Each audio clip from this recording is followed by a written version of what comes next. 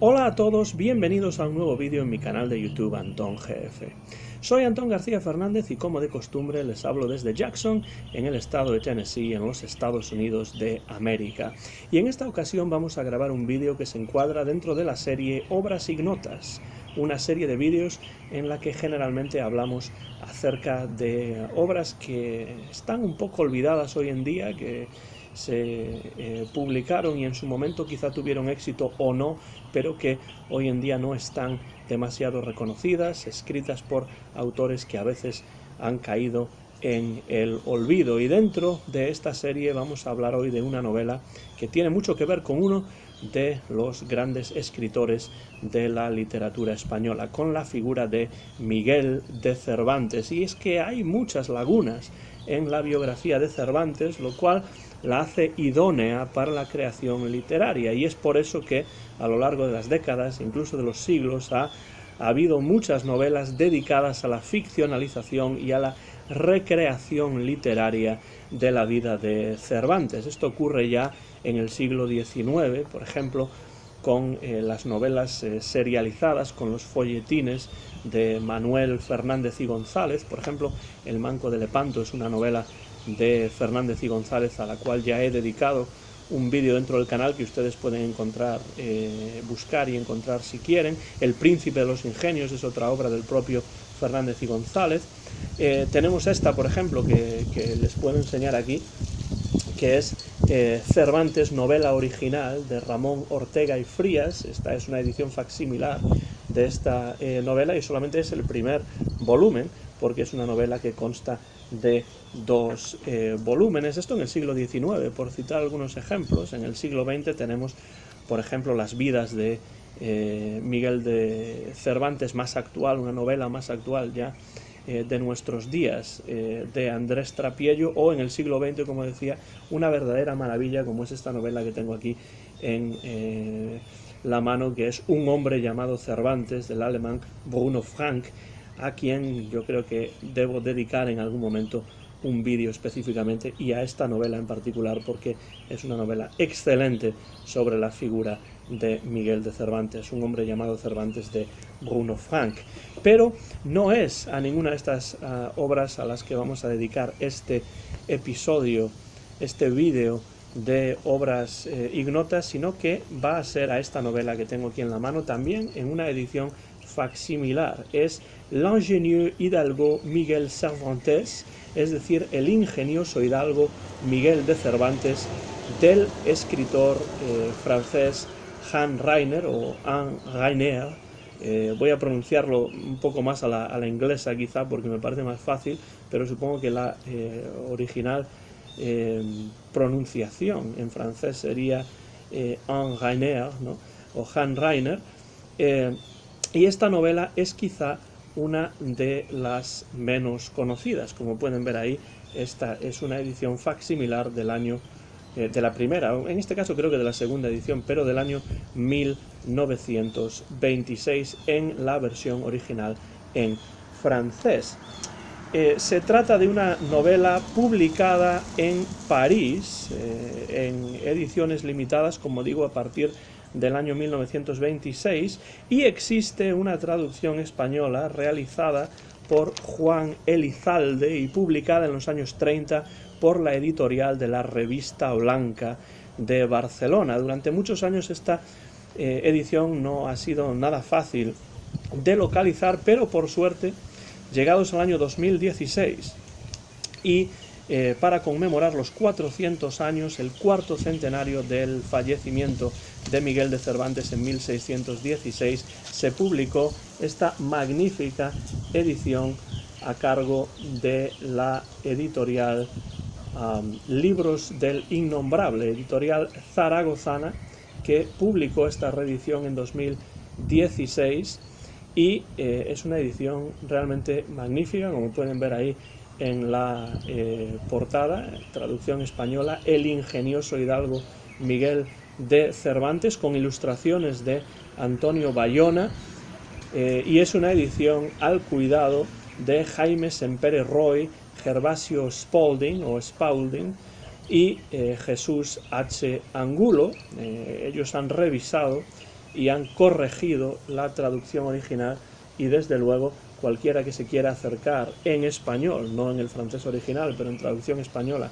a esta obra, tiene que buscar esta magnífica edición de Libros del Innombrable, la editorial de Zaragoza, en España. Ahí tenemos el título, El ingenioso hidalgo Miguel de Cervantes, el nombre del escritor Hans Reiner, y uno se pregunta, evidentemente, ¿quién es este hombre? ¿Quién es Hans Reiner? Pues Hans Reiner es el seudónimo de Jacques-Élie Henri Ambroise Neher, nombre largo que acorta para el seudónimo con el más conveniente de Hans Reiner, más breve también. Fue un filósofo, novelista, periodista y poeta francés, nacido en Namur, en la Argelia administrada por los franceses en el año de 1861. Es más o menos contemporáneo, algo mayor que Bruno Frank, y su pensamiento está muy influido por la filosofía de la antigüedad clásica, sobre todo por el estoicismo y por el epicureísmo. Si abrimos la edición francesa original, vemos otros títulos de obras suyas que se anuncian aquí, y uno de ellos es Le Père Diogène, el padre Diógenes. Otro de ellos es L'individualisme dans l'Antiquité, el individualismo en la antigüedad, o le subjectivisme, el subjetivismo. Y entonces parece claro que estas son ideas importantes para Hans Reiner, cuyo pensamiento está influido sobre todo por el estoicismo y por el epicureísmo. Es un hombre, Hans Reiner, que se destacó como un convencido anticlerical y también antimilitarista, y todas estas ideas pueden observarse con claridad en obras como las que he citado, títulos que he citado, de su muy prolífica obra, en la que se dan cita a tratados filosóficos, novelas, textos periodísticos e incluso alguna que otra colección de poemas. En El ingenioso hidalgo Miguel de Cervantes también se transparenta todo ello, en especial ese estoicismo, ese anticlericalismo y ese antimilitarismo exacerbados de Hans Reiner, que en algunos momentos, sobre todo durante la Primera Guerra Mundial, le crearon bastantes problemas desde el punto de vista personal. Y en esta obra, en El ingenioso hidalgo Miguel de Cervantes, Cervantes aparece como una figura en la que se proyecta toda la ideología que venimos mencionando del propio Reiner. Y esta novela, El ingenioso hidalgo Miguel de Cervantes, se concentra especialmente en los últimos años de la vida de Cervantes, los últimos 3-4 años, desde 1613 a 1616, y recrea también su muerte, algo que no siempre es típico en estas obras que toman a Cervantes como protagonista. Por ejemplo, Un hombre llamado Cervantes, de Bruno Frank, no nos retrata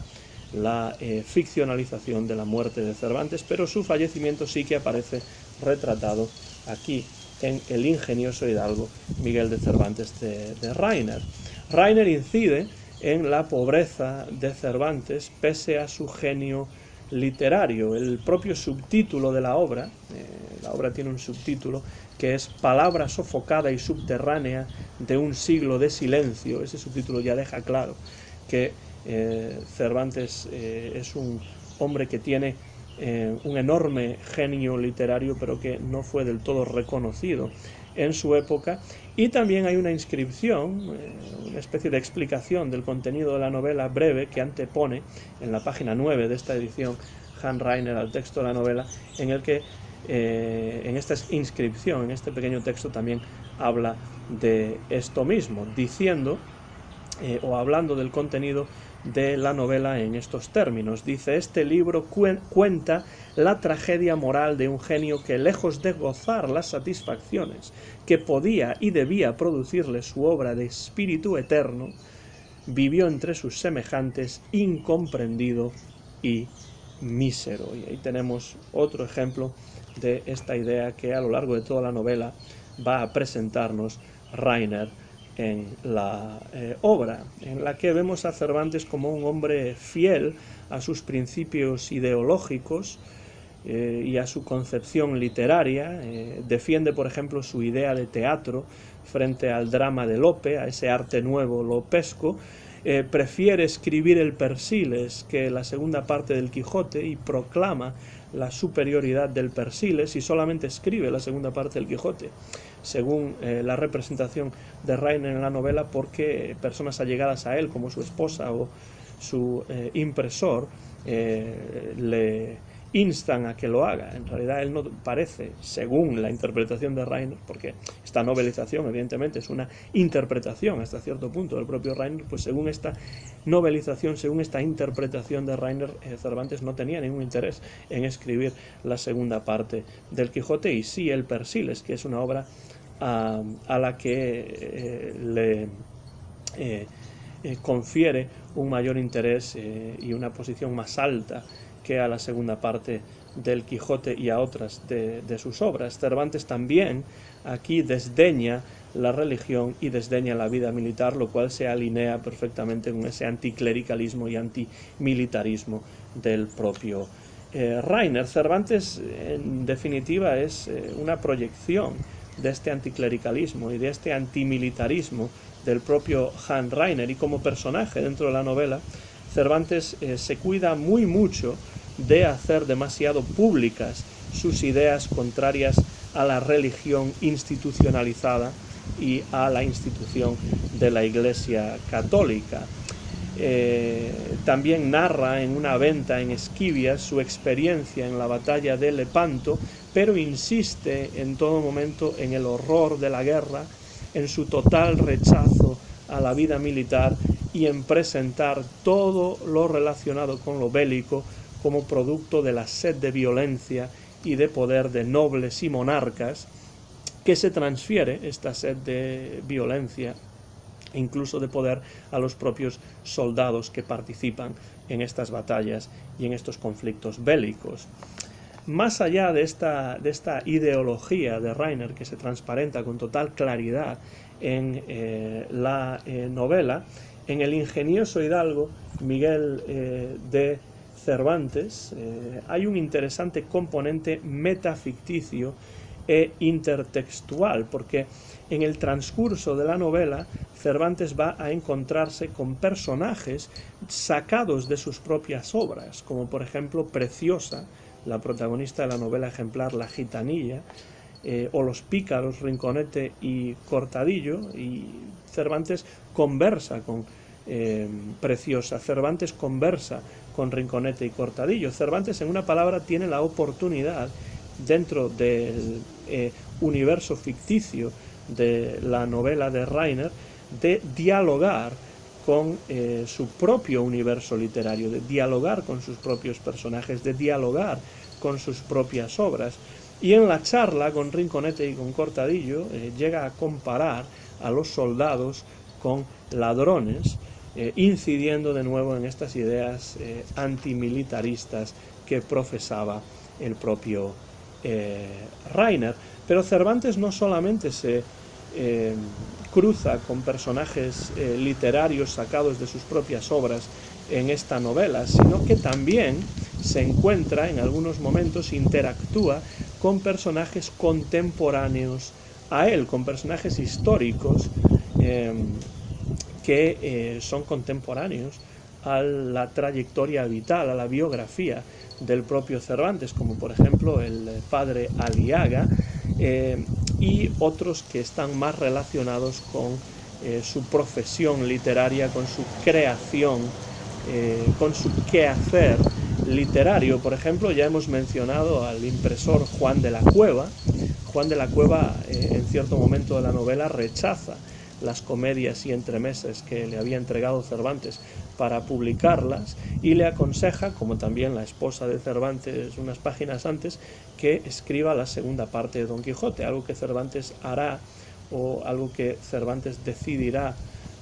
hacer con mayor ahínco en cuanto se entere de la existencia del Quijote apócrifo de Avellaneda, algo que también aparece en esta novela, la manera en la cual Rainer imagina que Cervantes entró en conocimiento o en contacto con esta segunda parte falsa del Quijote, pero no solamente Juan de la Cueva, sino con mayor interés, quizá más significativamente, conversa Cervantes con Calderón de la Barca, con un joven Calderón, hacia el final de la novela. Calderón siente admiración por Cervantes y también por el teatro de Cervantes, pese a que sigue los parámetros en sus propias obras de ese arte nuevo lopesco, de ese arte nuevo de Lope de Vega, que tenía muchísimo más éxito que la concepción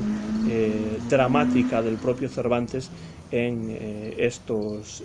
momentos. Cervantes, después de la conversación bastante larga con Calderón, admira la juventud del dramaturgo más joven, que es Calderón de la Barca, y también su capacidad de invención, su capacidad para crear historias, pero piensa y está convencido de que la concepción que tiene Calderón de ideas como la venganza, el honor, la religión, van a imposibilitarlo para ser continuador del trabajo que el propio Cervantes ha comenzado con sus obras. No le parece que Calderón vaya a ser quien recoja su testigo y continúe con su trabajo después de que fallezca el propio Cervantes, porque de hecho Reiner, como ya he mencionado anteriormente, imagina también los últimos días de la vida de Cervantes y narra la preparación del escritor español para la muerte. No voy a entrar en esto para no hacer el vídeo demasiado largo, y también porque he escrito recientemente un artículo específicamente sobre este tema y no quiero desvelar su contenido en este vídeo antes de que sea publicado, pero sí avanzaré que la recreación de la muerte de Cervantes por parte de Hans Reiner en esta novela está revestida del típico estoicismo y del típico anticlericalismo que siempre profesó Reiner. Y de nuevo, en las últimas páginas de esta novela, Cervantes aparece una vez más como símbolo y como proyección de la ideología y de la concepción filosófica del propio Reiner. Esta es una novela, desde luego, que va a interesar a cualquiera que esté interesado en la literatura de Miguel de Cervantes. Es una novela que desde luego recomiendo sin ningún tipo de reservas, y si ustedes quieren acercarse a ella, esta es la edición que deben buscar, la de Libros del Innombrable, la editorial de Zaragoza, que en el año 2016, hace solamente 4, la recuperó y la reeditó y la volvió a hacer disponible para cualquiera que esté interesado en ella. Y yo, desde luego, la recomiendo sin ningún tipo de reservas, y agradezco a Libros del Innombrable, desde luego, que se haya encargado de esta empresa, que es recuperar este tipo de obras que tienen,